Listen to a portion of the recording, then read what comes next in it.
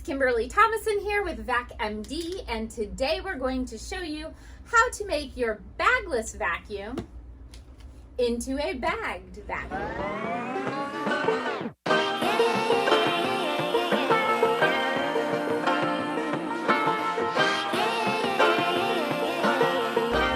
There's a good chance you already own a bagless vacuum, and that's okay. You don't have the ability to just go out and buy a whole new one, that's fine as well. If you're not in the market to completely replace it yet, I totally understand. We can help you figure out a way to empty it in a more healthy way so that you're not being exposed to that dust and dirt. If you've watched any of my videos, you will know that I am a huge component of having a bagged vacuum, and it's not just so I can sell you bags. It is because it's healthier for you as a consumer, as someone with allergies, as someone with pets or kids, or just in general. If you don't want to breathe more dust and dirt, it's best to have a bagged vacuum. However, many of you out there already have a bagless vacuum, and that's okay. I've come up with a solution for you. Instead of emptying it straight into the garbage can like you normally would, I suggest purchasing an inexpensive bagged vacuum. There's plenty of them out there. What you'll do is you'll take this vacuum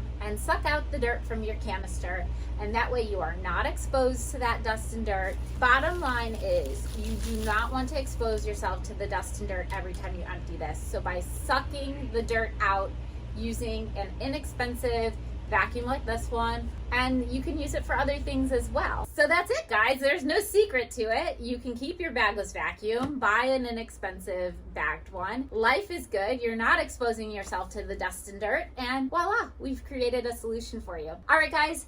Thanks for watching. Don't forget to subscribe so you can see more videos like this and see Sarah and Betty and Dora. Thanks, guys. Have a good day. I like to be educated, but I'm so frustrated.